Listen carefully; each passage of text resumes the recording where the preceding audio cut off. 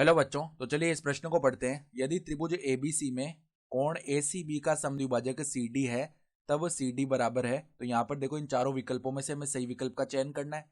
तो प्रश्न में आगे बढ़ने से पहले इस प्रश्न से संबंधित जो मुख्य उदाहरण है उसकी हम चर्चा कर लेते हैं। तो देखो, मुख्य उदाहरण क्या हो जाएगी। मान लो हमारा कोई त्रिभुज हो इस प्रकार का, पी क्यू आर त्रिभुज।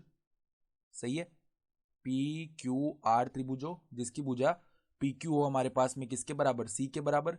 और पी आर जो है ना वो किसके बराबर हो, डी के बराबर। और इनके बीच का कोण हो थीटा।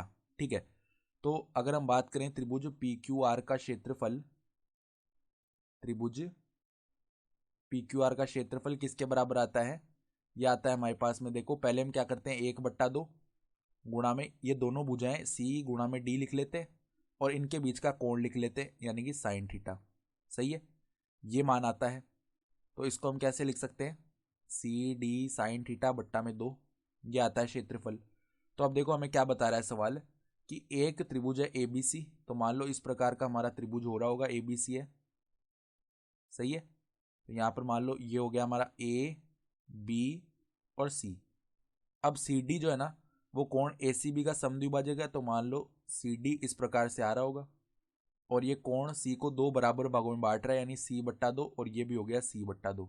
तो हम चित्र से क्या देख सकते हैं कि अगर त्रिभुज एबीसी का क्षेत्रफल लिखे ना, वो किसके बराबर आएगा। इसके अंदर ये जो अलग अलग त्रिभुज बन रहे हैं ना, दोनों त्रिभुज एसीडी और त्रिभुज सीडीबी, इन दोनों के क्षेत्रफलों का योग। तो त्रिभुज ए सी डी का क्षेत्रफल प्लस में त्रिभुज सी डी बी का क्षेत्रफल। ठीक है, तो अब देखो ध्यान से, त्रिभुज एबीसी का क्षेत्रफल हम कैसे लिख सकते हैं। देखो, ये जो हमारे पास में शीर्ष ए है, इसके सामने वाली भुजा इस मतलब छोटा ए होती है। ठीक है, और ये जो शीर्ष बड़ा बी है, इसके सामने वाली भुजा को हम क्या बोलते हैं, छोटा बी। और सवाल में देखो, विकल्पों में इसी प्रकार के हमारे पास में दिए हुए हैं। ठीक है, और कोण सी की बात करी गई है, तो केवल हम ये दो ही ले रहे हैं। तो देखो, त्रिभुज एबीसी का क्षेत्रफल कैसे लिख सकते हैं, 1/2 गुणा में ए बी। अब इनके बीच का जो कोण है वो सी है, तो साइन सी आ जाएगा। बराबर में देखो, त्रिभुज एसीडी का क्षेत्रफल कैसे लिखेंगे।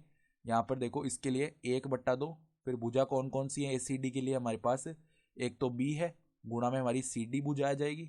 ठीक है, और इनके बीच का कोण है साइन C/2। फिर देखो प्लस में 1/2।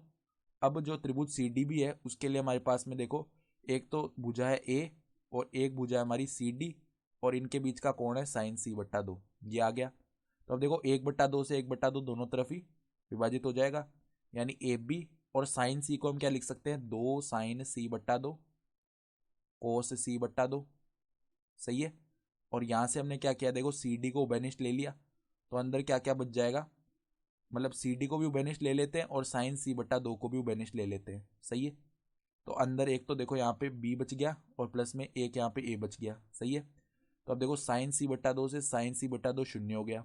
सही है, तो अगर हम बात करें किसकी, सी डी की, तो सी डी का मान किसके बराबर आएगा। देखो अब ध्यान से, यहाँ पर ये क्या होगा, अब सी डी का मान निकाल रहे हैं ना, तो इसका मान देखो यहाँ पर सबसे पहले क्या आ जाएगा हमारे पास, 2ab।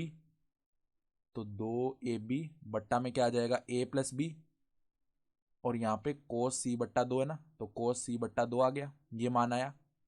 सही है, तो अगर हम विकल्प देखें ना, तो विकल्प जो सी है वो हमारा सही विकल्प आ रहा है।